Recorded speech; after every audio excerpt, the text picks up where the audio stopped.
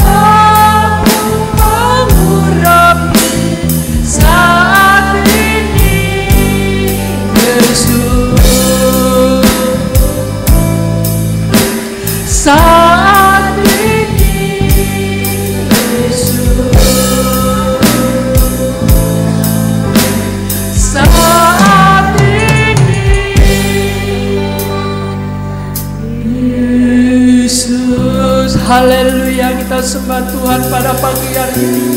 Kita undang Tuhan hadir di tengah-tengah kita. Kita undang Tuhan hadir di dalam hati kita pada pagi hari ini, sehingga akan boleh layak menagungkan nama Tuhan. Haleluya, haleluya Yesus. Mari datang Tuhan, mari masuk dalam hati kami Yesus. Haleluya, terima kasih Yesus. Haleluya Yesus. Terima kasih Bapa di dalam surga. Terima kasih buat segala kebaikan-kebaikan dalam kehidupan kami. Layakan kami pada pagi hari ini Tuhan, untuk memuji dan menyembahkan Engkau.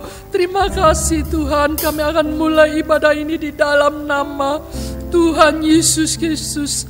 Haleluya, amin.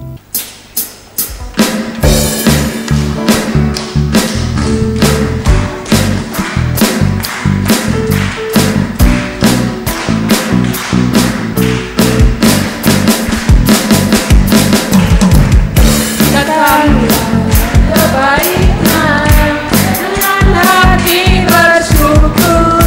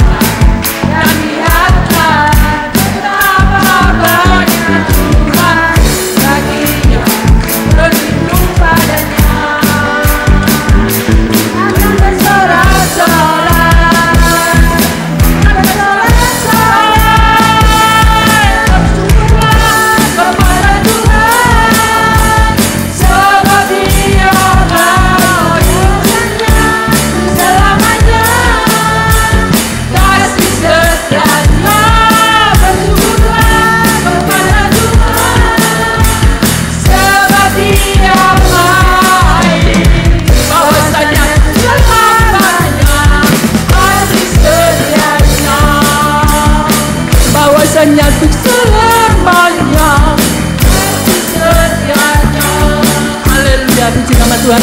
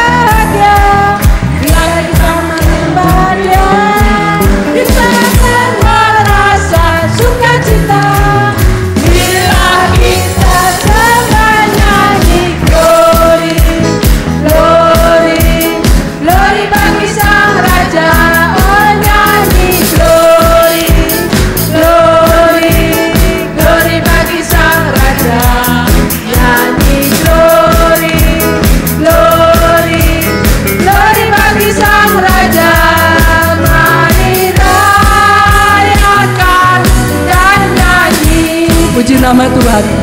Tibalah saatnya kita akan mempersiapkan hati kita masing-masing untuk menerima sebagian dari firman-Nya yang sebentar akan disampaikan oleh hamba-Nya. Sujud di altar-Nya.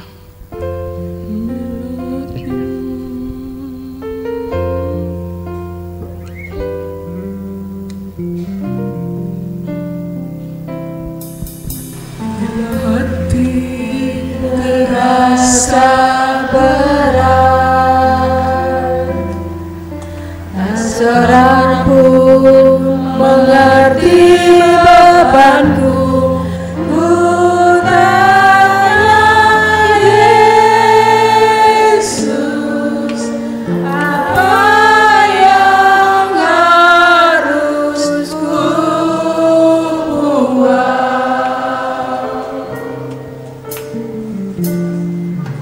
Dia berfirman, mari datanglah.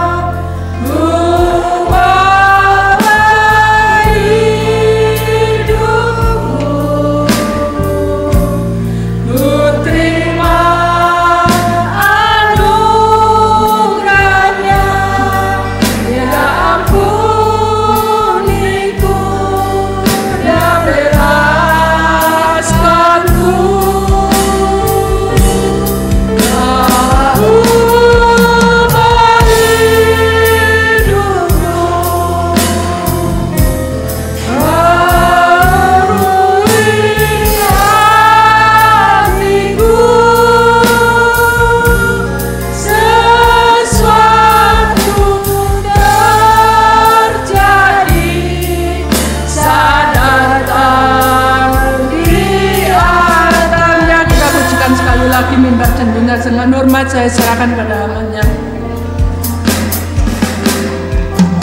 Hati terasa berat,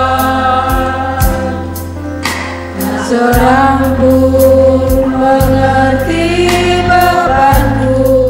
Ku tanya Yesus, apa yang harus ku buat? Dia berfirman, mari datanglah. Yes, Dia selalu pedulikan aku. Ku datang Yesus, Dia pikul segala beban. Mari perlahan-lahan angkat tanganmu di hadapan Tuhan. Sujud di altarnya, ku bawa hidupku. Kami terima anugerah-Mu Tuhan. Terima anugerah-Nya. Dia ampuniku dan bebasku. Dia ubah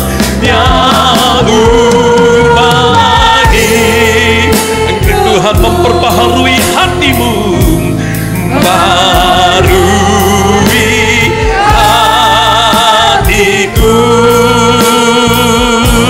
Sesuatu terjadi saat datang Dia. Mari berkatakan dengan sungguh-sungguh di hadapan Tuhan. Sujud di altarnya, sujud di altarnya. Kami bawa hidup kami Tuhan.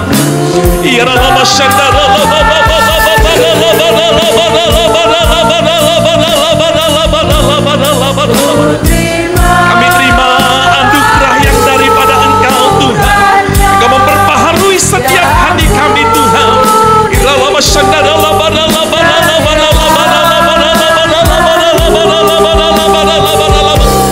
Dia ubah hidupku. Engkau memperbaharui kami, barui hatiku. Sesuatu terjadi saat datang di altarnya.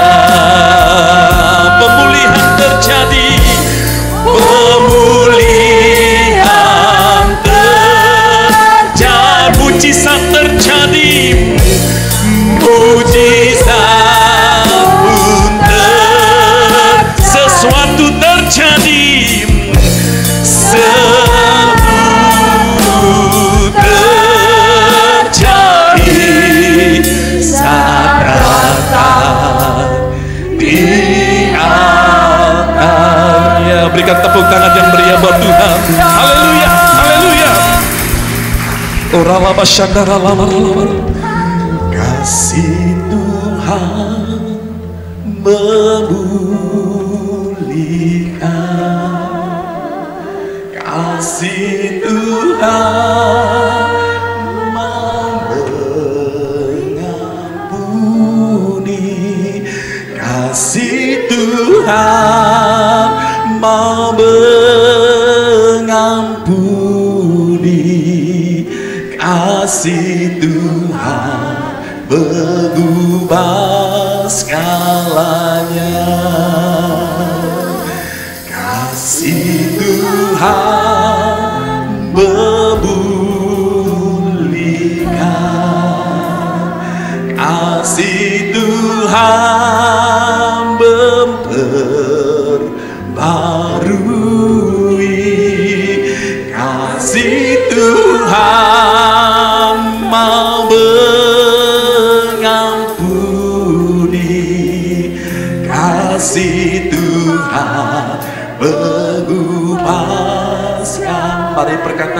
kasih Tuhan.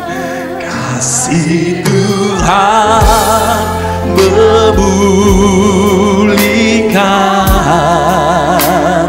kasih Tuhan memperbarui, kasih Tuhan mau mengampuni, kasih Tuhan mengubah segalanya. Kasih Tuhan, kasih Tuhan bebul, kasih Tuhan memperbaharui, kasih Tuhan memperbaharui, kasih Tuhan mau mengampuni, mau mengampuni, kasih Tuhan pengubah. Oh, kasih Tuhan, kasih Tuhan memulihkan, kasih Tuhan memperbarui, kasih Tuhan mau mengampuni, kasih Tuhan berubah segala. Mari coba sendiri katakan di hadapan Tuhan, kasih Tuhan memulihkan. Percaya dengan imanmu, hanya kasih Tuhan yang dapat memperbaharui kehidupanmu.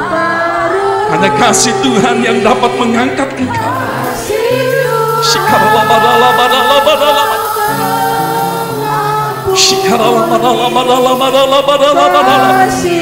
Mari perkatakan dengan hatimu yang hancur di hadapan Tuhan, kasih Tuhan memulihkan, kasih Tuhan.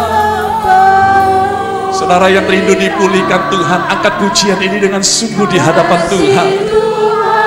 Memperbaharui hatimu, kasih Tuhan mau mengampuni engkau.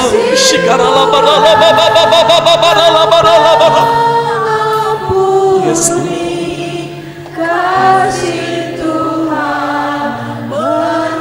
Mari sekali lagi katakan dengan hatimu yang sungguh di hadapan Tuhan, kasih Tuhan memulihkan,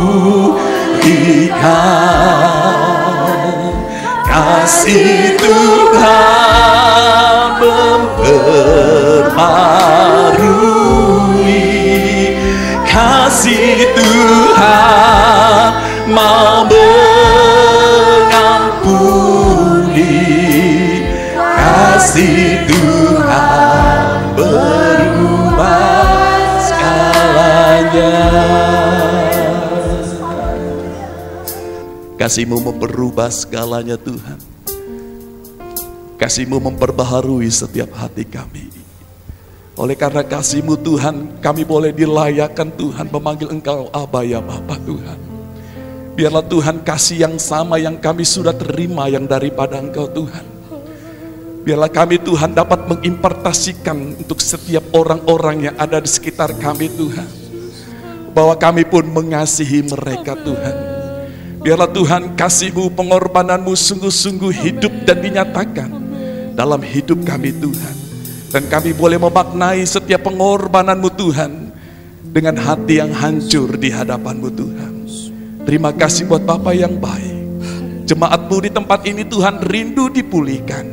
Jemaat-Mu di tempat ini Tuhan rindu menerima lawatan yang daripada Engkau Tuhan. Sebab itu pakai ibadah pada kesempatan pagi hari ini Tuhan, untuk supaya kasih-Mu benar-benar dinyatakan di tempat ini Tuhan. Terima kasih buat Bapa yang baik. Urapi hamba-Mu dengan segala keterbatasan pagi hari ini. Urapi jemaat-Mu juga dalam segala keterbatasannya pagi hari ini. Sehingga ketika Engkau melawat kami Tuhan, tidak ada yang terlewatkan Tuhan. Terima kasih buat Bapa yang baik. Dalam nama Yesus kami berdoa dan mengucap syukur. Haleluya. Bersama-sama katakan amin. Silakan duduk. Shalom. Bersuka cita pagi hari ini, amin. Ketika saya masuk ke tempat ini sudah disambut dengan besi-besi di depan itu ya. Luar biasa. Sepertinya ada renovasi di gereja ini ya. Ya, luar biasa. Saudaraku yang dikasihi Tuhan, dalam 1 bulan ini Tuhan ingatkan saya untuk menceritakan kasih Tuhan yang memulihkan. Tanpa kita sadari, kenapa hidup kita kok begini-begini terus. Tanpa kita sadari kenapa persoalan-persoalan dalam kehidupan kita ketemunya itu terus.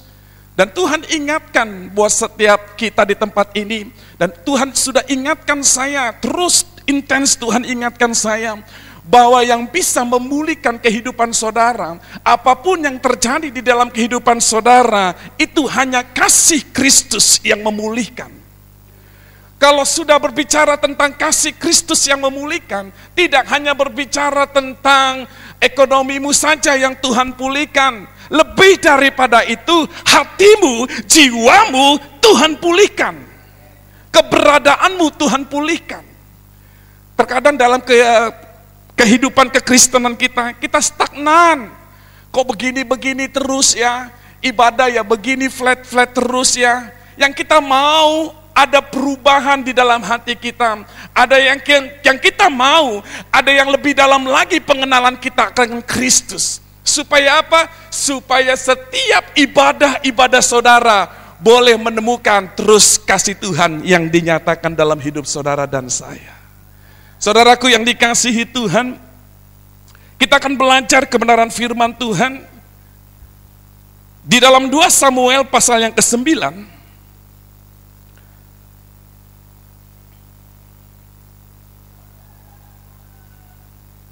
2 Samuel pasal yang ke-9, ayat yang pertama sampai dengan ayat yang ke-13. Sebelum kita baca, ada satu pertanyaan yang sederhana yang saudara harus mengerti. Yang harus saudara jawab pada kesempatan pagi hari ini. Karena ketika saya tanya ini di gereja kami, banyak yang ngak-ngik gitu loh ya, nggak ngerti gitu loh ya. Yang pertanyaan saya sederhana, look at me. Lihat saya, nggak usah ada lihat yang ke bawah. Saya mau bertanya buat Bapak Ibu yang ada di tempat ini. Saudara percaya nggak ada neraka, ada surga? Percaya enggak? Yang percaya angkat tangan. Oke. Saudara tahu enggak? Oke ya, kita percaya sama-sama, ya ada surga, ada neraka. Neraka itu diciptakan sebenarnya buat siapa? Buat siapa? Buat iblis saja. Buat iblis saja.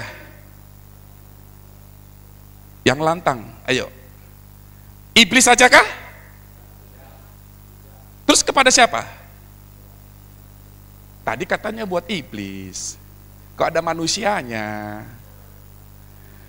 Neraka diciptakan buat iblis dan para malaikatnya. Atau dengan kata lain dengan para pengikutnya.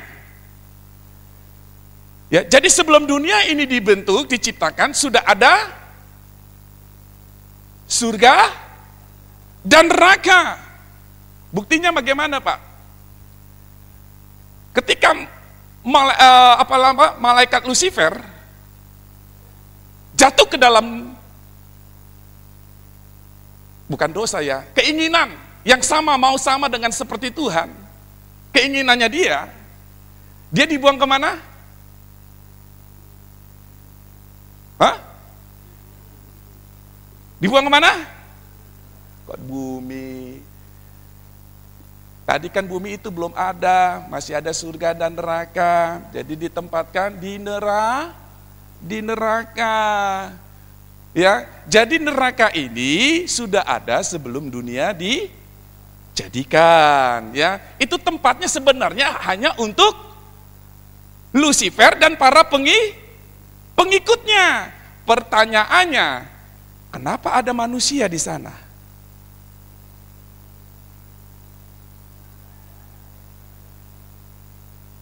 Kenapa? Kenapa ada manusia mau melok-melok ke neraka? Apakah manusia juga ditentukan, ditakdirkan untuk menjadi bagian di dalam kerajaan maut atau neraka? Mulai bingung kan? Kok ada?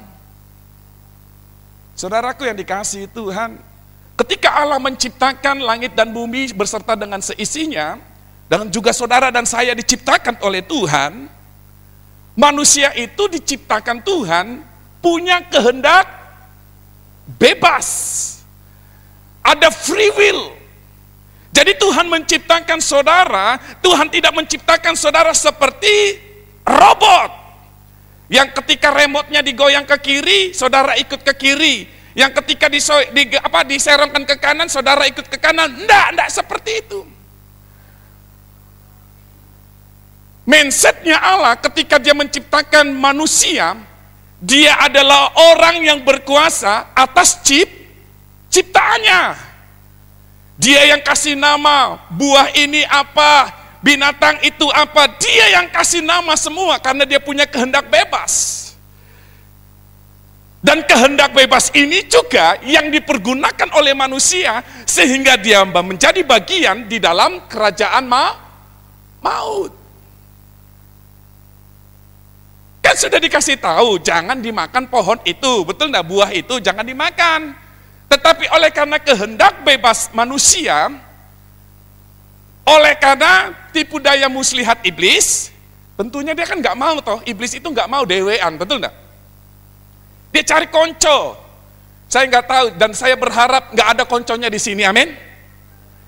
Ada konconya di sini? Jangan ada. Jadi manusia kenapa bisa ada di neraka?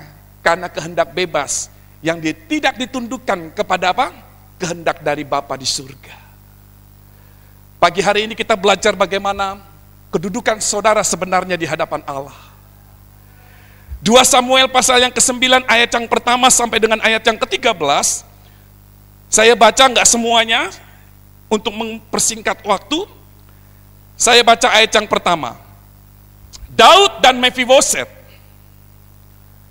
Berkatalah Daud, masih adakah orang yang tinggal dari keluarga Saul? Maka aku akan menunjukkan kasihku kepadanya oleh karena Yonatan. Lompat, ayat yang keempat. Tanya raja kepadanya. Ya, saudara bisa baca terus, kita mempersingkat waktu aja ya. Tanya raja kepadanya, di manakah ia? Jawab Ziba kepada raja, dia ada di rumah Makir bin Amiel di Lodebar. Sesudah itu Raja Daud menyuruh mengambil dia dari rumah Makir bin Amiel dari Lodebar. Dan Mefiboset bin Yonatan bin Saul masuk menghadap Daud. Ia sujud dan menyembah. Kata Daud, Mefiboset, jawabnya, inilah hamba Tuanku.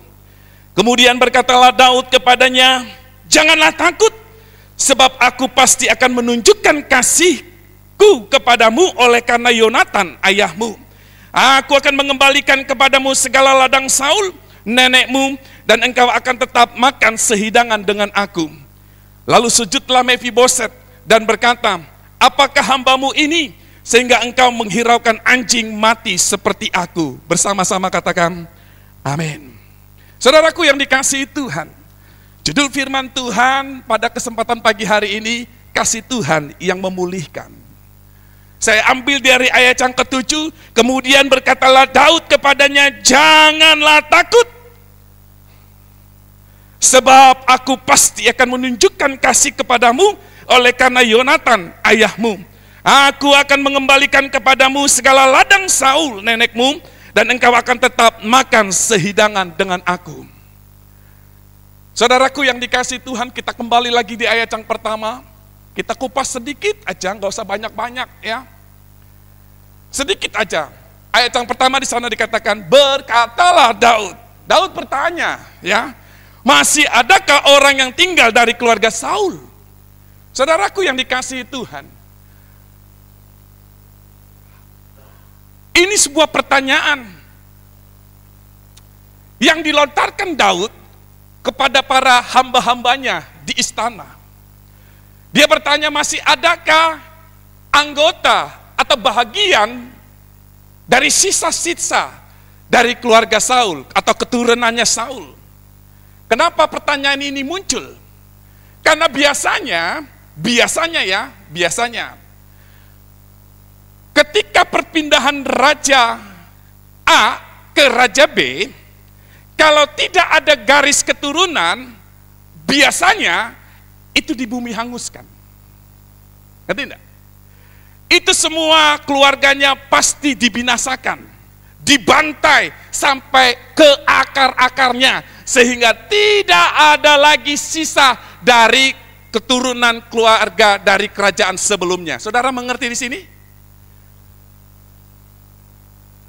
Jadi dibinasakan. Tetapi apa yang dilakukan oleh Daud? Daud sama sekali tidak pernah mengambil hal yang seperti itu. Walaupun hal itu menjadi lazim dilakukan oleh raja-raja pengganti. Itu lazim sekali. Kenapa Daud tidak melakukan itu? Saudara masih ingat ketika Daud punya kesempatan untuk membunuh Saul? Berapa kali Daud punya kesempatan untuk membunuh Saul? Tapi Daud tidak pernah mau mengambil kesempatan itu. Bahkan dia berkata apa? Jangan sekali-kali ya mengusik orang yang diurapi. Saudaraku yang dikasihi Tuhan. Sehingga pertanyaan ini sebenarnya wajar ditanyakan oleh Daud. Masih ada nggak sih keturunannya si Saul? Saya percaya para pengikut-pengikutnya yang ada di istana sana, mereka sudah mulai, wah jangan-jangan terjadi ini ya, bumi hanguskan ya, meniadakan seluruh keturunan dari Raja Saul. Tetapi apa yang dikatakan oleh Daud? Ayat yang pertama di sana dikatakan, maka aku akan menunjukkan kasihku kepadanya oleh karena Yonatan. Ada apa hubungan Daud dengan Yonatan? Siapa Yonatan? Siapa Yonatan? Yonatan adalah anak Saul. Yonatan dengan kata lain adalah apa?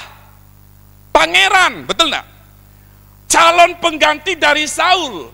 Seharusnya ketika Saul mati, penggantinya seharusnya adalah Yonatan.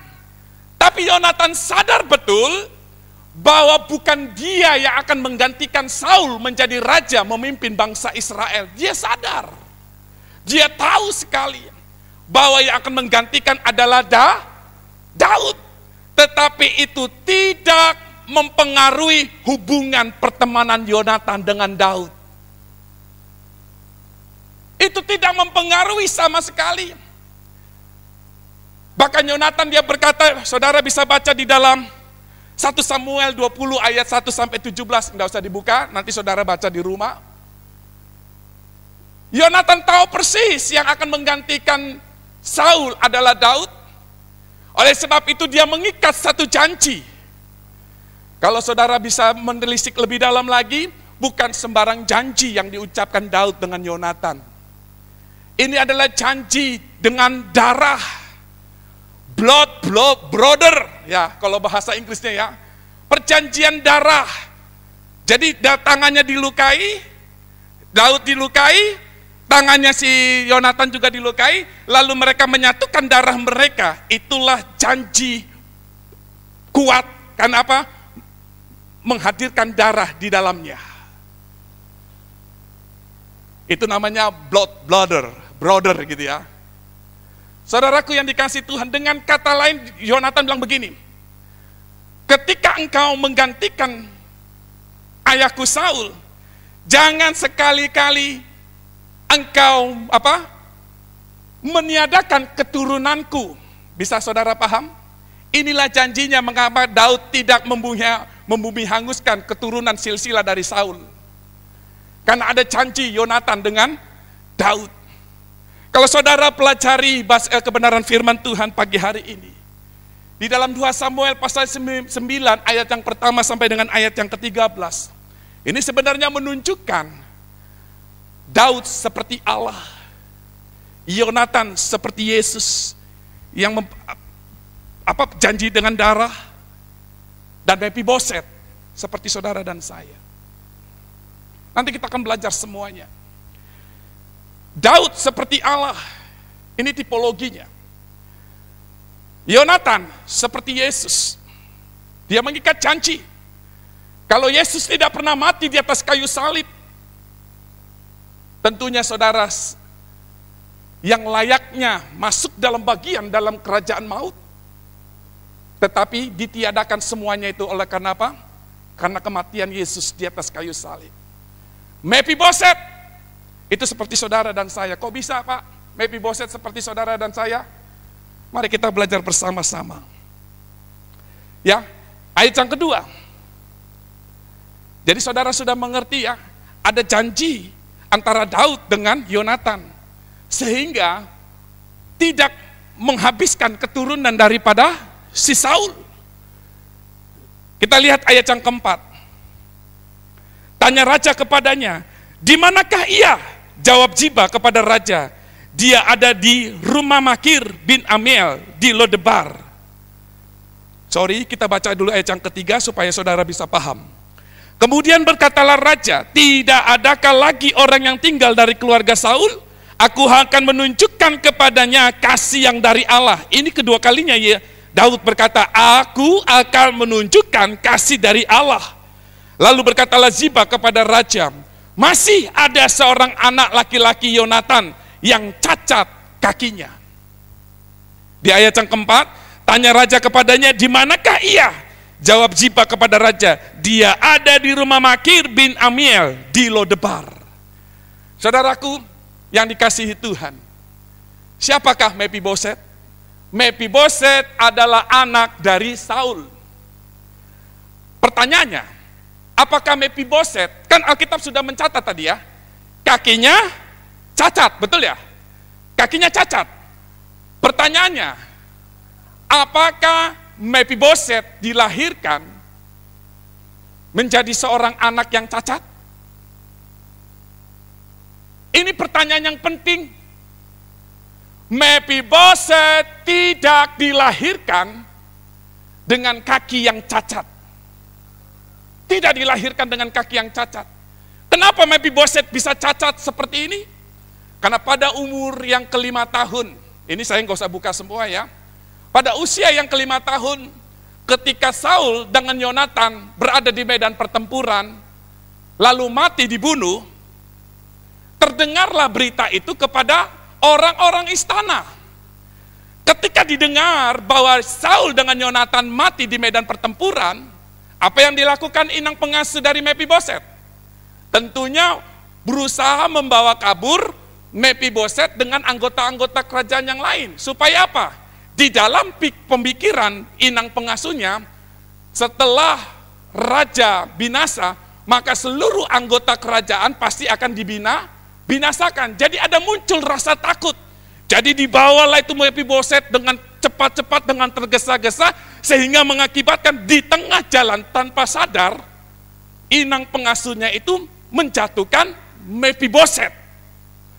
Yang mengakibatkan Mephiboset sejak saat itu mengalami kelainan kepada kedua kakinya.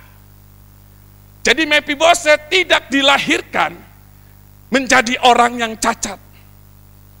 Dia dilahirkan ganteng pasti ya. Kayak anak saya ganteng. Ya, dia dilahirkan ganteng, dia dilahirkan sempurna. Tetapi Tuhan izinkan cacat boleh ada di dalam kehidupannya. Karena inilah menggambarkan hidup saudara dan saya pagi hari ini. Saudaraku yang dikasihi Tuhan, ketika di dalam pelariannya, Mephiboset diungsikan kemana tadi saudara baca? Lodebar. Saudara tahu nggak artinya Lodebar? Lodebar di dalam bahasa aslinya, lo itu tidak ada. Debar itu firman Allah. Jadi Lodebar adalah satu tempat yang tidak ada firman Allah di sana. Saudara bisa paham? Inilah rahasia kebenaran firman Tuhan yang saudara harus mengerti. Lodebar adalah satu tempat yang di sana tidak ada firman Allah. Yang di sana tidak ada pengharapan. Yang di sana penuh dengan tangisan. Dan secara geografis, Lodebar adalah sebuah tempat padang pasir yang tandus. Lodebar adalah satu tempat yang kekeringan melanda sepanjang tahun. Tidak ada kesuburan. Makanya saya mau katakan Lodebar adalah tempat pembuangan yang tidak ada pengharapan di dalamnya. Pertanyaannya, bukankah Mephiboset seorang pangeran yang punya kans untuk menggantikan keluarganya menjadi seorang raja? Tapi kenapa dia berada di Lodebar? Itu menggambarkan hidup saudara dan saya.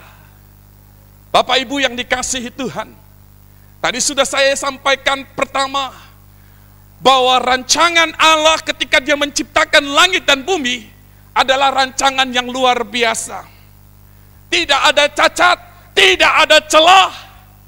Tapi oleh karena kehendak bebas manusia yang tidak pernah ditundukkan kepada kehendak Allah, maka manusia mempergunakan kebebasannya dengan apa?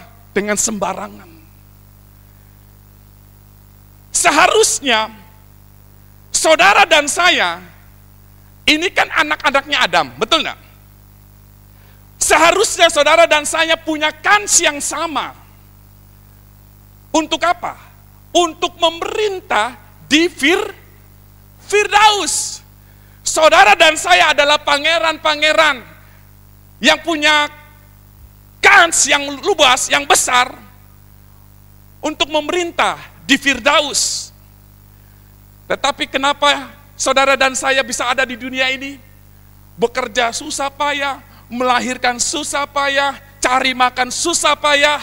Itu karena apa? Karena manusia jatuh ke dalam dosa.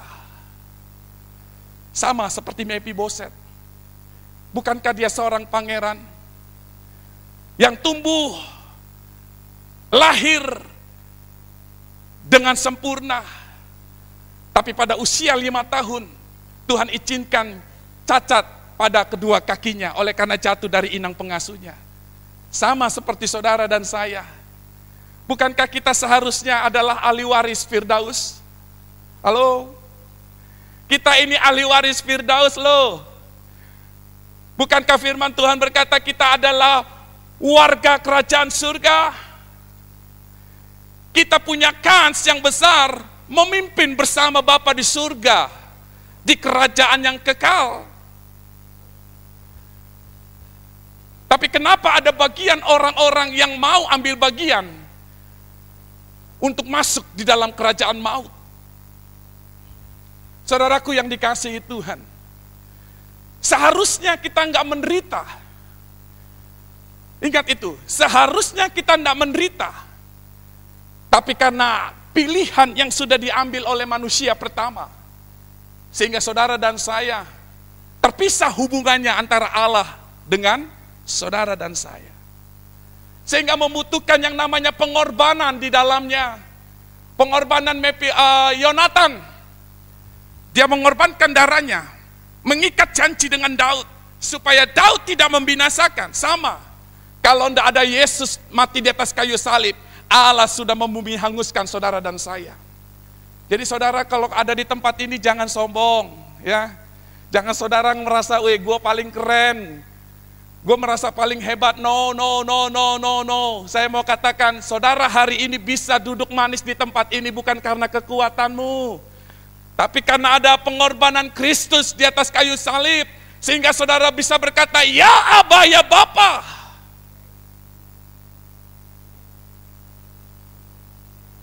Kekristenan kita menjadi timpang sama seperti Mephiboset. Seringkali kita berkata, di mana Allah? Tidak ada pengharapan. Karena kekristenan kita masih berada tinggal di Lodebar. Kekristenan kita masih ada tinggal di Lodebar. Yang saudara merasa nggak ada namanya mujizat, nggak ada yang namanya pemulihan.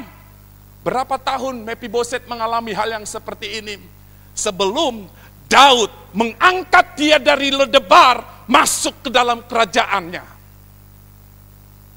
Berapa lama Lodebar berada di dalam hal yang seperti itu. Dan berapa banyak juga saudara masih tetap tinggal di Lodebar, sekalipun badan saudara setiap minggu datang ke gereja. Tapi saudara nggak pernah merasakan kasih Allah yang memulihkan. Karena saudara tetap jiwa saudara tetap terkungkung di dalam Lodebar, tempat yang tidak ada firman. Sekalipun saudara rajin ke gereja, tetapi hatimu tidak pernah rajin kepada Tuhan. Saudara rajin ke gereja ketika saudara dituntut untuk mengampuni, saudara cangeleh. Saudara rajin ke gereja ketika saudara dituntut untuk menabur, saudara cangeleh. Saya mau katakan orang-orang yang seperti ini adalah apa? Orang yang tetap tinggal hatinya di Lodebar. Setiap minggu dia dengar firman Tuhan, tetapi dia tidak pernah mau menghidupkan imannya. Masih tetap nyaman di Lodebar. Bapak Ibu yang dikasihi Tuhan, itulah kekristenan kita seperti Mephiboset. Sebelum Daud membawa kembali, memulihkan kehidupannya yang seharusnya dia berada di istana. Begitu juga dengan Kristus. Kasih Kristus itu mau memulihkan kita. Tuhan itu mau memulihkan saudara. Tetapi saudara, kenapa gak ada perubahan? Bukan karena gagalnya kasih Kristus. Bukan karena gagalnya pengorbanan Kristus di atas kayu salib, bukan. Tapi karena kekerasan hati kita yang gak mau diubahkan oleh kasih Kristus. Tuhan sudah mau memulihkan, Tuhan sudah mau mengembalikan kehidupanmu yang seharusnya berada di mana. Tetapi saudara tetap menolak. Saudara tetap mencurigai kasih Tuhan. Kok bisa Pak dibilang mencurigai? Ya iyalah. Suruh mengampuni, cangeleh. Yang diingat itu masa-masa dia, dia angel, dia sudah jahat sama aku. Dia sudah nipu aku. Dia sudah membohongi aku, yang diingat cuma itu aja. Suruh mengampuni susah. Sudah suruh memberi susah. Caenae. Berapa banyak kekristenan seperti ini? Disuruh memberi, dia bilang caenae. Hidupnya wis enak. Aku ini angel, wis soro. Tapi kenapa disuruh memberi? Bu, Pak, ketika Yesus berada di bait Allah, kenapa wanita janda ini yang lebih besar dikatakan oleh Yesus memberi? Bukan orang-orang yang ngasihnya banyak-banyak, bukan. Kenapa? Bukankah wanita ini juga kekurangan? Sama-sama kekurangan. Jadi keberadaanmu hari ini saya mau katakan, jangan pernah mempengaruhi sukacitamu di hadapan Tuhan. Kalau engkau dalam kekurangan, jangan pernah membatasi engkau bisa memberi bagi pekerjaan Tuhan.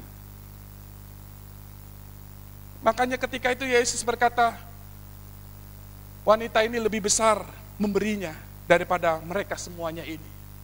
Bukan karena besar atau kecilnya, tetapi hatinya. Terlalu banyak kekristenan masih ada di Lodebar. Rajin ke gereja, tapi nggak pernah mau menghidupkan. Nggak sadar bahwa sebenarnya kita sudah ditebus loh. Kita sudah dipulihkan oleh Tuhan, oleh karena kematian Kristus di atas kayu salib. Susah kalau saudara suruh mengampuni, yang ingat saudara itu perbuatan orang itu kepada saudara. Saudara, kenapa sih Yesus mati di atas kayu salib tangannya terbuka? Tangannya terbuka loh. Saya mau katakan gini, kalau saudara tidak bisa mengampuni orang yang menyakiti sekalipun hatimu, sederhana saya mau katakan, sesungguhnya saudara belum menerima karya kematian Kristus di atas kayu salib. Belum. Kalau saudara masih mengikat kepahitan dengan orang lain, saudara belum menerima pengampunan dari Kristus di atas kayu salib. Karena ketika orang bisa mengampuni, disitulah nyata bahwa dia juga orang yang sudah diampuni oleh kematian Kristus di atas kayu salib. Bapak Ibu yang dikasihi Tuhan, jangan izinkan Lodebar itu tetap tinggal ada di dalam kehidupan kita. Ayat yang ke-6, dan Mephiboset bin Yonatan bin Saul masuk menghadap Daud, ya sujud menyembah, kata Daud. Mephiboset jawabnya, inilah hamba tuanku. Ayat yang ke-7, kemudian berkatalah Daud kepadanya, janganlah takut, sebab aku pasti akan menunjukkan kasih kepadamu oleh karena Yonatan. Kembali ketiga kalinya Daud mengatakan, aku akan menunjukkan kasihku kepadamu oleh karena Yonatan.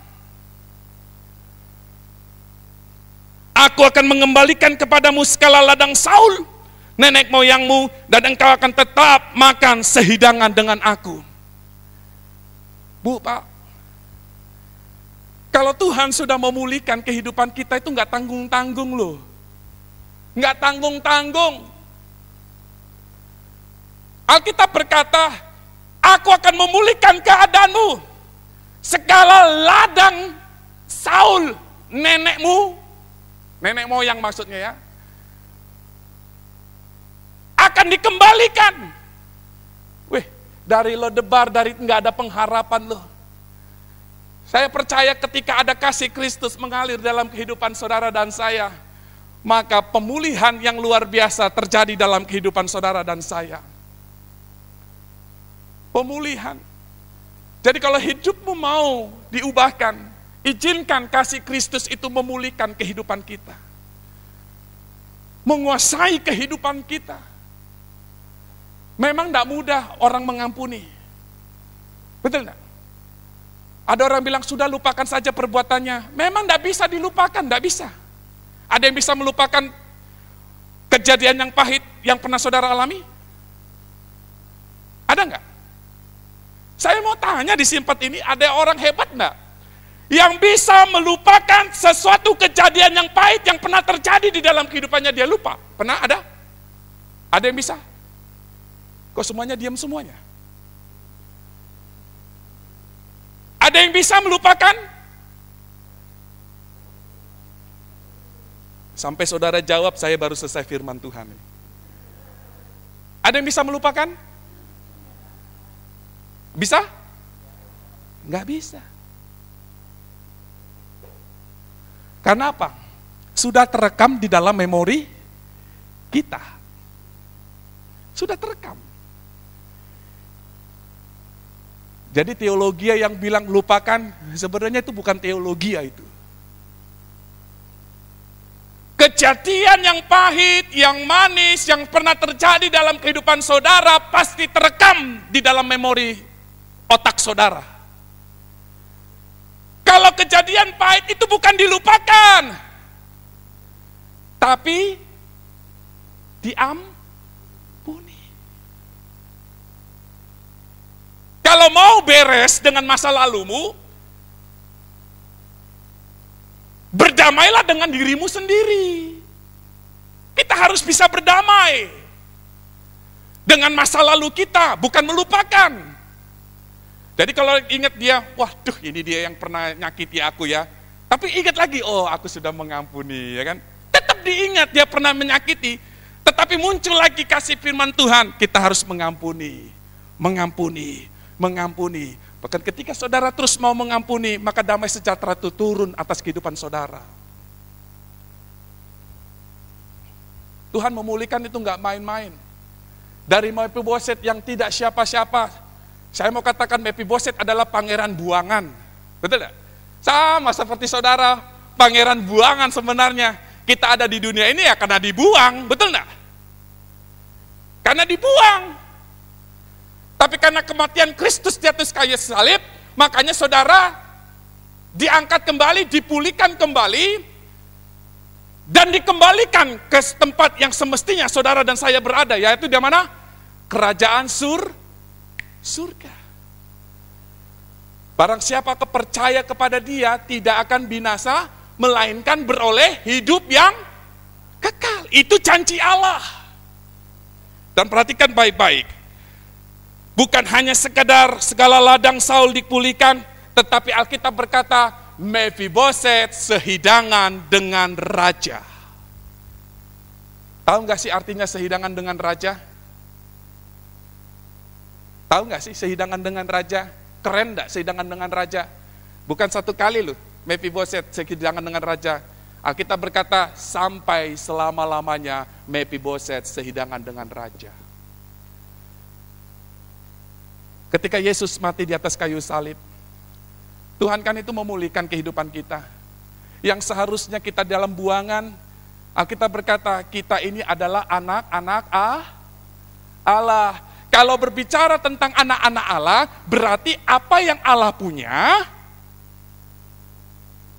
kok miskin banget sih suaranya ya. Apa yang Allah punya, apa yang Allah makan, apa yang kita ikat di bumi, apa yang kita lepaskan di bumi, itu kerennya pemulihan Tuhan. Sadari itu. Sehidangan dengan raja, kita yang bukan siapa-siapa, Tuhan pulihkan kembali. Duduk sehidangan dengan raja, kematian Kristus untuk memperdamaikan hubungan saudara dengan Allah di surga. Amin. Saudaraku yang dikasihi Tuhan, 1-2 bulan ini saya sedang melayani sebuah keluarga.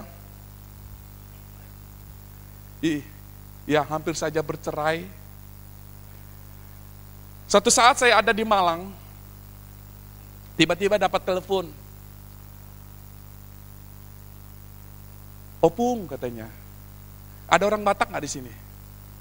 Ada orang Batak di sini? Ya, ini saya orang Batak lah ya. Kalau nggak ada orang Batak pun saya kasih tahu lah ya. Opung, dia manggil saya Opung, padahal saya ya ubannya masih sedikit 1-2 gitu ya. Tapi ya itulah orang Batak ya, karena di silsilahnya ada silsilahnya marga ya, marganya gitu loh ya. Opung, yang ngomong ini laki-laki. Masih layakkah pernikahan ini saya pertahankan Opung? Loh, saya bingung kan. Opo nih kok tiba-tiba bilang begini. Terus kemudian dia chat saya punya istri tapi seperti tidak punya istri. Saya ada di Malang, dia di Surabaya. Singkat cerita saya bikin janjian dah ya, karena kan gak enak semuanya. Masa konseling lewat HP cecetan lagi ya, bukan pacaran kita gitu kan. Akhirnya saya bilang begini, tunggu ya, hari Minggu kita janjian di hari Minggu kita janjian ya, saya yang datang ke rumahmu. Saya bilang begitu. Singkat cerita, oke Opung. Besoknya, saya masih ada di Malang, karena janjinya mah hari Minggu saya baru balik gitu ya. Saya masih di Malang, tiba-tiba dapat telepon dari Kalimantan. Kalimantan ini orang tua dari istrinya yang tadi yang WA saya. Ngerti ya? Dia bilang, Opung, di mana Opung katanya? Oh saya masih ada di luar kota. Oh tolong dulu Opung, cepat pulang Opung. Loh kenapa? Dia teleponnya. Itu si suaminya itu yang tadi ngechat saya, itu mengintimidasi atau meneror menurut versi dari mertuanya dia. Ini mertuanya ya, yang nelpon saya. Dia sudah hancurin itu piring atau apa ya kan. Terus dia sudah ngancam pisau gitu loh. Pisau sudah banyak, semua pisau itu ada di tangannya dia.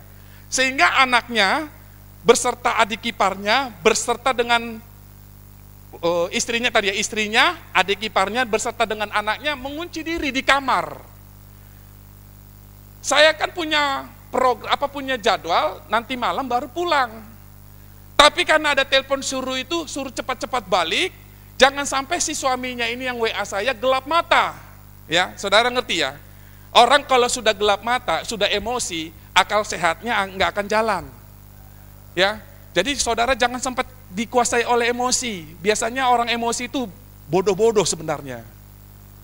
Karena apa? Semua tindak lakunya itu pasti kebodohan. Ya, singkat cerita, saya balik dengan cepat-cepat itu dari Malang sampai ke Surabaya. Kenceng sekali saya, tol udah by tol ya kan. Sampai anak saya bilang gini, jangan kebut-kebut Pi. Nanti kalau ada apa-apa bukan Papi Toy yang mati katanya. Kita semua mati katanya. Oh iya juga ya. Ya, anak saya ngomong begitu, akhirnya saya kurangi ritmenya. Karena 120, 130 gitu ya. Karena sudah dapat kabar dari situ, bahwa ada pengancaman dengan pisau gitu ya. Singkat cerita, di tengah jalan, suaminya bilang begini, WA saya, "Sudahlah Pung, enggak usah Pung," katanya. "Saya sudah ada di Polsek Pung," katanya. Loh, kok tambah panjang ini ceritanya ini ya? Kok ada di Polsek ya? Akhirnya, "Sudah, tunggu dulu, saya sudah OTW, deket lagi kok. Kan kalau lewat tol kan cepet ya gitu ya, OTW." Singkat cerita, sampai saya di Surabaya, hanya terlambat beberapa menit saja. Sebelumnya ada polisi sudah ada polisi yang nyantroni rumah itu gitu ya, karena ada laporan pengancaman KDRT gitu ya. Singkat cerita, si suaminya sudah dibawa ke Polsek Surabaya itu ya, di Polsek. Saya nggak mau gegabah, saya mau tanya dulu duduk persoalannya itu di mana. Saya dudukkan istrinya, udah takut, udah gemetar istrinya ya, anaknya sudah traumatik gitu ya. Sudah banyak pecahan-pecahan piring gitu loh, pisau sudah sudah ada barang buktinya gitu loh ya. Singkat cerita sudah ada barang bukti. Saya tanya. Saya sudah malah disodorkan surat perceraian. Jadi mereka itu di dalam keadaan yang seperti itu sudah menandatangani surat perceraian. Ngerti ya?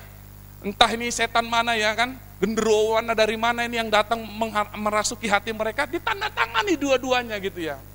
Singkat cerita, saya bilang begini, kalau ini mau diteruskan, saya nggak akan turut campur. Ngerti nggak saudara? Kalau surat ini diteruskan, saya nggak mau ikut campur. Tapi kalau kamu mau dipulihkan Tuhan, saya akan masuk di dalamnya. Kalau dia masih tetap kekeh mau minta bercerai, saya nggak mau ikutan. Singkat cerita, saya ngobrol, saya bujuk ini istrinya supaya kita mau ke Polsek. Supaya jangan lama-lama lah dia di Polsek, ya kan, si suaminya ini kan. Akhirnya dia mau. Sampai jam 12 malam saya ada di Polsek ngurusin itu manusia tuh 2 orang itu kan. Loh, serius? Loh, sampai jam 12 malam di Polsek. Istri saya bilang, hati-hati ya Pi, hati-hati ya Pi. Karena kan sudah berhubungan dengan hukum ya kan. Sudahlah, tenang saja. Ya kan? Makanya bersyukur lo ada pendeta yang bisa masuk-masuk begitu ya. Yang bersyukur saudara ya. Jadi pendeta itu bukan ada di mimbar toh. Pendeta juga bisa ada di Polsek sana loh ya. Ya, saya datangi, saya ngobrol dengan Kapolsek. Kebetulan beberapa waktu yang lalu saya ngobrol-ngobrol kita ada rapat dengan Kapolseknya ya, Kapolseknya. Kebetulan juga Kapolseknya tinggal di wilayah kami gitu ya.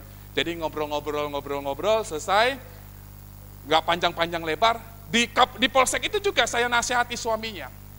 Rupanya suaminya ini ngerasa 3 bulan ditinggal istrinya balik ke Kalimantan karena memang ada ada sesuatu yang diurus di Kalimantan. Suaminya ini ngerasa sendiri. Jadi dia dalam 3 bulan tidak dapat gaji, ya, tidak dapat gaji dari perusahaannya. Dia linglung.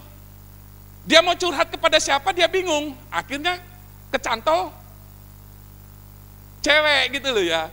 Kecantol cewek yang bisa dia curhat gitu loh. Terus saya nasihati. Terus si perempuan juga saya sudah nasihati di rumahnya. Tapi saya bilang gini, orang kalau lagi panas hatinya, gak akan bisa. Sekalipun berlian dilemparkan ke hadapan mereka, tetap gak akan berlaku. Ngerti tidak? Akhirnya saya bilang, suaminya pulang dulu aja kamu ke rumah orang tuamu, istrinya ini pulang ke rumahnya. Akhirnya sama-sama pulang. Saya bilang, tunggu beberapa hari, sampai hati kalian damai gitu ya. Singkat cerita dalam beberapa hari dia WA saya, Opung, saya tolong minta dikirim dulu surat yang perceraian itu. Minta sama si istrinya ini ya, karena kan di perjanjian di Kapolsek itu kan, nggak boleh si cowok ke rumah si cewek gitu loh, jadi dipisah dulu sementara. Dan saya tanda tangani di sana gitu. Singkat cerita dia bilang begitu, saya bilang gini, kalau urusan bercerai saya enggak, kembali saya tegaskan. Kemarin kan sama si perempuannya, sekarang sama si cowoknya. Kalau urusan perceraian, saya tidak bisa ikut di dalamnya. Tapi kalau kalian mau dipulihkan, saya akan bantu sampai kalian dipulihkan. Terus dia bilang begini, gimana Opung memulihkan gading yang sudah retak? Pakai peribahasa lagi ya kan? Iya, pakai peribahasa nih kan. Gading yang sudah retak bagaimana memulihkan? Ya bisa dipulihkan. Harus ada kasih Kristus di dalamnya. Saya WA begitu kan. Susah ya, masa pendeta suruh ikut-ikutan bercerai kan. Pendeta itu tugasnya memperdamaikan. Singkat cerita, gak kebal sama saya, dia pergi ke orang lain, ke RT, untuk minta surat perceraian. Kebetulan saya ini wakil RT juga kan. Susah loh, ketemu sama kita susah gitu ya. Saya bilang sama RT-nya, gak usah direken. Ini sudah saya cover. Kalau perceraian tidak boleh ada perceraian, ya. Tapi kalau mau dipulihkan, saya bilang sudahlah pulihkan. Harus ada Kristus. Jadi gini, si perempuan, si laki-laki mencurigai si perempuan sampai dibilang begini. Dia mencurigai kalau anaknya itu bukan anaknya. Kan panjang banget ceritanya kan ya. Sampai disuruh tes DNA lagi, ya kan? Saya bilang begini, sudahlah, ayo kalau kalian mau dipulihkan, saya harus Tuhan itu harus mentelanjangi semua masa lalumu. Benar. Saya telanjangi semua masa lalunya, saya bongkar semua masa lalunya. Jadi anak ini memang lahir di luar pernikahan. Tapi menurut si perempuan ini, itu memang anaknya dia. Saudara ngerti nggak? Saudara kan kalau dibilang ini benar apa enggak kan itu urusannya dia kan sama Tuhan. Betul nggak? Kalau suruh urusan DNA kan itu urusannya dokter lagi. Yang saya mau pegang, yang mau saya tanya, kejujuran dia dari hatinya, ini benar anaknya? Benar Opung, ini anaknya. Nggak apa-apa di tes DNA juga nggak apa-apa Opung gitu ya. Tapi puji Tuhan saudara, banyak menjelimet ya saudara, ini saking orangnya semua berpendidikan. Semua anak ini berpendidikan. Yang satu teknik sipil, yang satu lulusannya sekolah termahal Surabaya itu, Ciputra itu, ya kan? Otomatis dia punya knowledge-nya, lebih hebat gitu loh. Tapi kadang-kadang orang yang punya pengetahuan banyak, angel untuk dibentuk, ya kan? Tapi puji Tuhan, dalam beberapa hari kemarin, karena terus kita intens, suaminya datang ke rumah, kan nggak boleh datang ke rumah si perempuan ini ya. Dia datang ke rumah, saya ngobrol. Istrinya juga saya panggil ke rumah, ngobrol. Nggak berdua, nggak saya temukan berdua. Kalau saya temukan berdua kan runyam ceritanya kan. Satu dulu saya panggil, berapa hari, berapa kali saya panggil gitu. Puji Tuhan beberapa kali kemarin itu saya lihat sudah boncengan lagi berdua. Wow, luar biasa. Bahkan kemarin mereka bikin ucapan syukur di rumahnya. Ucapan syukur bahwa satu menempati tempat tinggal yang baru. Kedua, kan nggak semua yang tahu ya, cuman saya yang tahu. Sebenarnya mereka mengucap syukur bahwa rumah tangga mereka dipulihkan. Saudaraku yang dikasihi Tuhan, hubungannya itu sudah sampai ke Kalimantan. Jadi surat cerainya itu sudah dilemparkan ke orang tua dari si perempuan. Kalau orang Batak, ya nggak tahu lah kalau orang di sini ya. Kalau sudah dilemparkan surat perceraian gitu, itu udah nggak main-main sebenarnya, ya kan? Udah nggak main-main, sudah sungguh-sungguh serius. Akhirnya apa? Bukan hanya kedua belah orang ini aja yang saya damaikan, dengan orang tuanya juga harus saya damaikan. Betul nggak? Karena orang tuanya juga hatinya sudah terluka. Anak perempuan gue kok diginikan gitu ya. Akhirnya saya hubungan dengan keluarganya yang di Kalimantan. Pelan-pelan mereka mau kembali rasa percayanya kepada menantunya ini yang laki-laki ini. Saudaraku yang dikasihi Tuhan, kadang-kadang kita menuntut di dalam pernikahan kita, pasangan kita itu yang sempurna, betul enggak? Semua orang itu punya masa lalu. Sungguh. Siapa yang di tempat ini yang menikah, enggak punya masa lalu? Semua punya masa lalu. Mau buruk, mau bagus, semua punya masa lalu.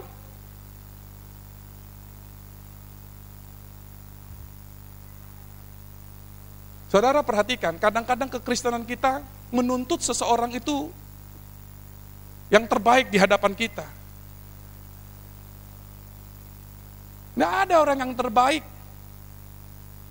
Yang terbaik adalah hidupnya mau menerima pemulihan dari Tuhan. Kasih Tuhan yang memulihkan.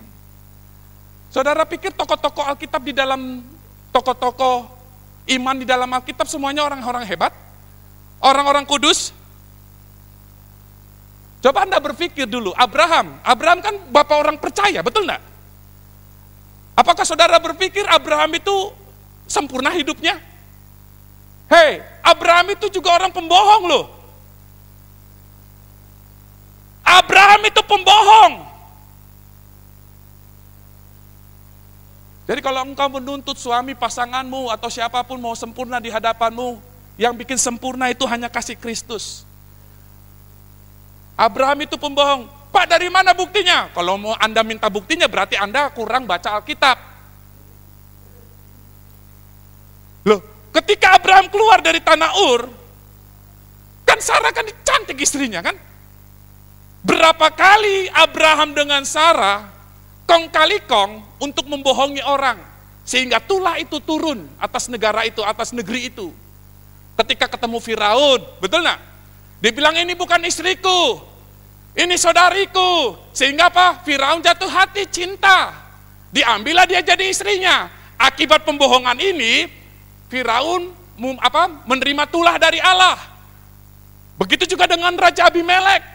Dia naksir dengan Sarah, tapi karena dibilang Sarah ini saudaraku, belang-belang sama, punya tulah juga. Pembohong bukan? Hei, pembohong bukan? Siapa lagi sebutin? Daud. Daud itu berzina dan membunuh orang. Berzina dengan Batsheba dan membunuh suaminya Batsheba. Siapa lagi? Ayo, siapa lagi? Tidak ada yang sempurna. Yang sempurna kalau kita mau diubahkan dengan kasih Kristus. Keturunannya si Tuhan Yesus. Ada siapa tuh? Pelacur itu siapa? Rahab ya? Rahab ya? Lu nggak yakin ya? Ketahuan nggak baca Alkitab lu ya? Ditanya Rahab ya, kali ya, gitu ya. Yang tinggalnya di tembok Yeriko. Dia kan pelacur. Tetapi namanya masuk dalam silsilahnya Yesus. Terkadang kita menuntut ya, orang itu harus sempurna di hadapan kita, tidak bisa. Yang bikin sempurna kita hanya Kristus. Kita menuntut seperti Allah dalam perjanjian lama. Kalau lu berbuat baik, gua akan berbuat baik. Kan begini kekristenan sekarang ini, betul nggak? Kalau lu berbuat baik, gua akan berbuat baik. Ini dalam perjanjian lama yang seperti ini nih. Kita sudah New Testament, tapi iman kita masih Old Testament gitu loh. Kalau lu berbuat baik, gua berbuat baik. Kalau lu cungkil mata gue cungkil mata lu. Kan seperti itu kebanyakan kekristenan sekarang ini. Lu berbuat baik, gue berbuat baik. Saudaraku yang dikasihi Tuhan, kita ini ada di dalam zaman anugerah. Matematika kekristenan kita jangan terperangkap di dalam perjanjian lama. 2 tambah 5 hasilnya berapa? Hah? Berapa? 7 ya? Kita lagi belajar tentang firman ini loh. Bukan tambah-tambahan, berarti kekristenan kita masih linear di dalam PL. 2 tambah 5, Alkitab bilang 12. Surplus loh, 12, betul enggak? Tadi juga saya sampaikan, wanita ini ngasihnya hanya berapa peser duit. Tetapi Yesus berkata, sesungguhnya wanita ini memberi lebih banyak daripada semua orang ini. Tentunya kalau didengar ini omongan sama para donatur-donatur di bait Allah, dia akan bilang begini, apa-apaan sih si gondrong ini ya? Betul nggak? Apa-apaan ini si gondrong? Gua udah kasih banyak duit, malah dia yang dibilang paling banyak dari antara gue pada. Betul nggak? Itu matematika Tuhan Yesus kadang gak masuk akal.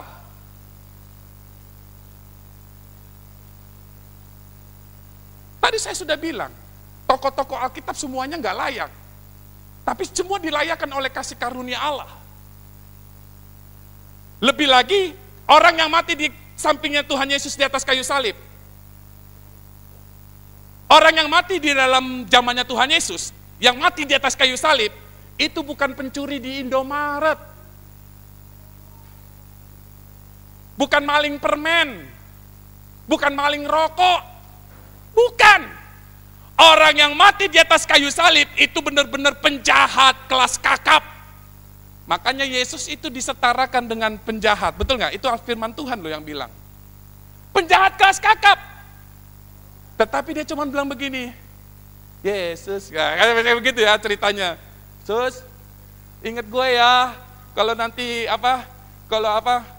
ingat gue ya satu saat ya, misalnya gitu kan. Dan Yesus bilang gini, tenang aja, lu udah bersama dengan gue, gitu kan. Sederhana toh sebenarnya kalimatnya.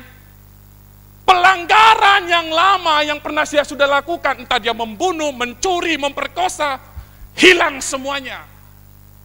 Oleh karena apa? Ada kasih Kristus di dalamnya. Jadi kadang-kadang gini saya mau katakan, jangan pernah menuntut orang sempurna di hadapanmu. Tapi lihatlah mereka dari kacamata karena engkau mengasihi dia. Saya ini punya anak 3. Nih firman Tuhan terakhir ya. Saya punya anak 3. 3-tiganya anak saya sayang sekali dengan mereka. Saya bangga dengan mereka. Saudara tahu nggak kenapa saya bisa sayang sama anak saya? Saudara tahu nggak kenapa saya bisa bangga kepada anak-anak saya? Ada yang tahu? Nggak ada yang tahu ya? Saya juga nggak tahu kenapa saya bisa sayang sama anak saya. Saya nggak tahu. Loh, Anda bisa guyu. Saya nggak tahu kenapa saya bisa sayang anak saya. Saya tidak tahu juga anak saya nanti tumbuh besar. Apakah mereka tumbuh besar saya menjadi tua? Mereka tetap sayang sama saya tidak tahu. Yang saya tahu hari ini dan sampai Tuhan memanggil saya tetap sayang anak saya. Sekalipun di dalam perjalanan kehidupan pertumbuhan anak saya, berapa kali anak saya itu ngebangkang, ngelawan, betul enggak? Mau karepe dhewe. Tetapi saya orang tua tetap saya sayang anak saya. Itulah kasih Bapa kepada saudara dan saya. Sekalipun Anda semua balelo di hadapan Tuhan, Tuhan tetap sayang saudara. Tuhan tetap sayang saudara. Saya sayang anak saya bukan sayang kebablasan. Di dalam sayang saya ada didikan buat anak saya. Jangan Anda berpikir ketika anak saya lari, saya sudah bilang jangan banter-banter lari jatuh. Namanya anak-anak tetap larinya banter-banter. Kan saya sudah nasihati. Betul enggak? Saya kan sudah nasihati, jangan larinya kenceng-kenceng, nanti jatuh. Dan ketika jatuh saya nggak lari. Aduh kenapa sayang? Anakku kenapa? Berdarah ya? Aduh. Saya salahkan itu tanahnya. Kamu ya nggak bisa ngelihat ya? Gitu ya. Nggak begitu. Saya bilang begini, syukurin. Kapok. Tuhan itu sayang sama saudara. Sudah banyak warning-warning dalam firman Tuhan yang Tuhan sudah bukakan. Tapi ketika saudara langgar, saudara merasa kesakitan, bukan berarti Tuhan gak sayang sama saudara. Tetapi melalui kesakitan itu mendidik saudara untuk lebih dewasa. Saudara bisa mengerti di sini? Tuhan izinkan kesakitan bukan karena Tuhan gak sayang sama saudara. Saudara aja yang tetap kebablasan gitu kan. Tapi Tuhan izinkan. Melalui setiap kejadian-kejadian yang menimpa hidup saudara, itu untuk mendatangkan kedewasaan. Saya sekalipun bisa bilang kapok. Apa saya diamkan anak saya? Enggak dong, tetap saya kasih obat. Ketika saya kasih obat, sakit enggak? Sakit. Saya cuma bilang lagi, kapok. Next time, melalui kejadian itu kan dia belajar. Betul enggak? dia belajar. Oh ya, nanti aku jatuh begini-begini. Tapi kalau kita menjadi orang tua yang seolah-olah kita baik, dia jatuh ke tatap apalah, bukan anaknya yang disalahin, malah bandanya yang disalahin. Oh, kamu ya gini ya. Le yang gendeng siapa ngono ya. Betul enggak? Ini enggak mendidik. Enggak mendidik. Benda itu sudah ada di sana sebelum lu ada. Ngapain lu datang-datang ke situ ya kan? Tanah itu sudah ada. Kalau jatuh ya jangan disalahkan tanahnya. Kan kebanyakan orang tua stroberi itu kayak gitu ya, kayak gini ya. Generasi stroberi nih. Loh iya. Orang tua bien itu ya, yang orang tua dulu ya. Anaknya dimarahi di sekolah, dihukum di sekolah. Dia lapor ke mamanya, bukannya disayang-sayang malah dihajar dia. Orang tua zaman bien. Tapi orang tua zaman sekarang, anaknya pulang nangis, langsung dilabrak gurunya. Dilabrak gurunya. Sebenarnya ini Anda sedang membuat generasi Anda, generasi stroberi. Keren di luar, empuk di dalam.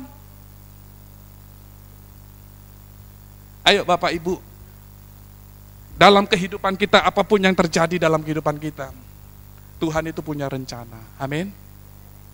Tuhan punya rencana yang terbaik. Ya, anak saya suruh bangun. Sebenarnya nggak usah suruh bangun, saya cuma bilang gini, lu ikut nak? Dia langsung matanya mendelek ya. Dia paling seneng kalau udah dibilang kebangil gitu ya.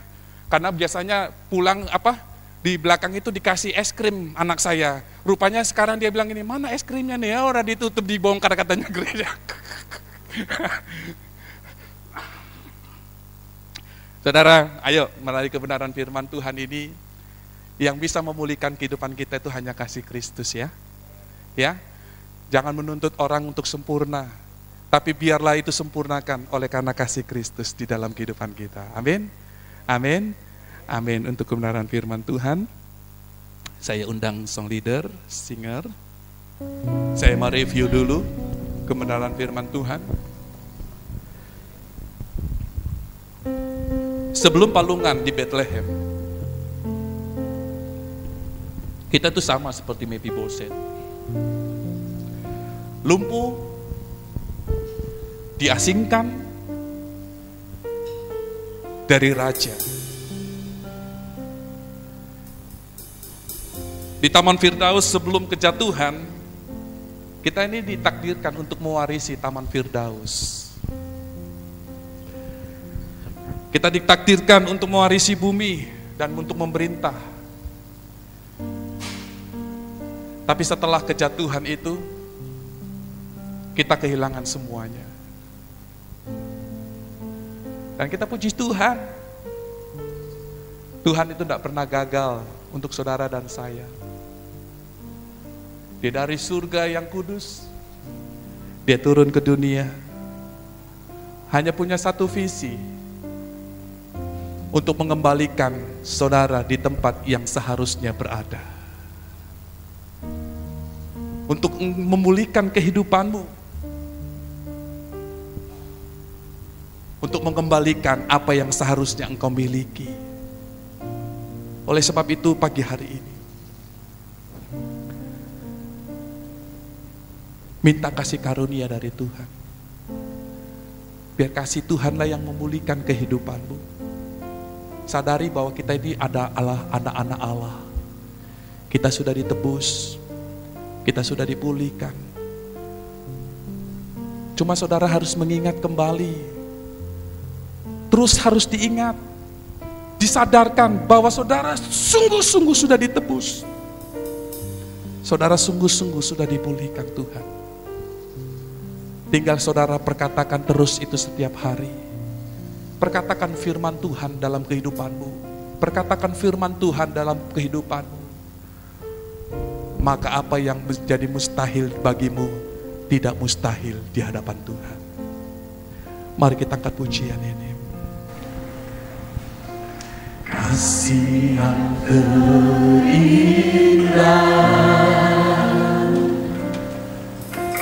kasih yang mulia,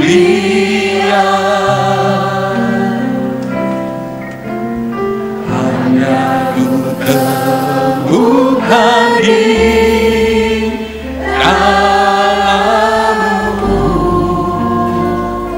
Yesusku. Pujian dari hatiku selalu hadir, selalu di setiap waktuku. Tiada pernah berubah kasih-Mu. Mari perlahan kita makin berdiri. Karya terbesar dalam hidupku, pengorbananmu yang selamatkanku. Engkaulah harta yang tak ternilai, yang ku miliki dan ku hargai. Yesus, Engkau ku tahu karya terbesar dalam hidupku. Pengorbanan-Mu Tuhan yang selamatkan kami.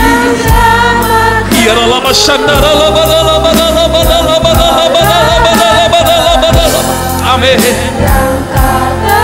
Yes, yes, yes, Lord. Ku miliki dan ku hargai.